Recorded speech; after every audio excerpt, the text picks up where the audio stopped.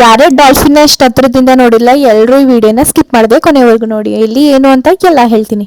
Hi guys, ಎಲ್ರಿಗೂ ನಮಸ್ಕಾರ. ನಾನು ನಿಮ್ಮ ಪ್ರೀತಿಯ ಪ್ರಿಯಪಟ್ಟಣ ಹುಡುಗಿ ಸ್ವಾತಿ. ನಾವು ಡಾಲ್ಫಿನ್ ನೋಡ್ಬೇಕು ಅಂತ ಹುಣಸೂರಿಂದ ಹಿಡಿದು ಕುಂದಾಪುರದವರೆಗೆ ನೈಟ್ ಎಲ್ಲ ಫುಲ್ ಜರ್ನಿ ಮಾಡಿ ಬೆಳಿಗ್ಗೆ 6 ಗಂಟೆಗೆ ಕುಂದಾಪುರಕ್ಕೆ ರೀಚ್ ಆದ್ವಿ. ಅಲ್ಲಿಂದ ಎಲ್ಲರೂ ಬೇಗ ಬೇಗ ಫ್ರೆಶ್ ಅಪ್ ಆಗಿ ಡಾಲ್ಫಿನ್ ನೋಡೋಕೋಸ್ಕರ ಕುಂದಾಪುರದಲ್ಲಿರೋ ಕೋಡಿ ಬೀಚ್ಗೂ ಕೂಡ ಬಂದ್ವಿ. ಅಷ್ಟು ಬೆಳಗ್ಗೆನೆ ಸನ್ ರೈಸ್ ಅಲ್ಲಿ ಬೋಟಿಂಗ್ ಹೋಗ್ತಿದ್ರೆ ಒಂದ್ ಕಡೆ ಭಯನೂ ಆಗ್ತಿತ್ತು, ಇನ್ನೊಂದ್ ಕಡೆ ಖುಷಿನೂ ಆಗ್ತಿತ್ತು. ಏನಕ್ಕಪ್ಪ ಅಂದ್ರೆ ಇನ್ನೊಂದ್ ಸ್ವಲ್ಪ ಹೊತ್ತಲ್ಲಿ ಡಾಲ್ಫಿನ್ ನೋಡ್ತೀವಲ್ಲ. ಆ ವ್ಯೂ ನೋಡ್ತಾ ನೋಡ್ತಾ ಡಾಲ್ಫಿನ್ ಸಿಗೋ ಜಾಗ ಬಂದೇ ಬಿಡ್ತು. ನಾವು ತುಂಬಾ ಹೊತ್ತು ವೆಯ್ಟ್ ಮಾಡಿದ್ವಿ ಡಾಲ್ಫಿನ್ ಬರುತ್ತೆ ಅಂತ. ಬಟ್ ನಮ್ ಬ್ಯಾಡ್ ಲಕ್ ಅನ್ಸುತ್ತೆ, ಡಾಲ್ಫಿನ್ ಬರ್ನಿಲ್ಲ. ಏನಕ್ಕೆ ಅಂತ ಗೊತ್ತಿಲ್ಲ. ನಿಮ್ಗೂ ಇದೇ ತರ ಆಗ್ಬಾರ್ದು ಅಂದ್ರೆ ಅದ್ರ ಟೈಮಿಂಗ್ಸ್ ಕೇಳ್ಕೊಂಡ್ ಬನ್ನಿ. ನಮಗಂತೂ ತುಂಬಾ ಬೇಜಾರಾಯ್ತು. ಏನಕ್ಕಪ್ಪ ಅಂದ್ರೆ ಅಷ್ಟು ದೂರ ಬಂದ್ರು ಕೂಡ ಡಾಲ್ಫಿನ್ ನೋಡಕ್ ಆಗ್ಲಿಲ್ವಲ್ಲ ಅಂತ. ಅದಾದ್ಮೇಲೆ ಈ ಪ್ಲೇಸ್ ಬಂದು ಇದರಲ್ಲಿ ಸಮುದ್ರ ಮತ್ತೆ ನದಿ ಎರಡೂ ಕೂಡ ಒಂದಾಗುತ್ತಂತೆ.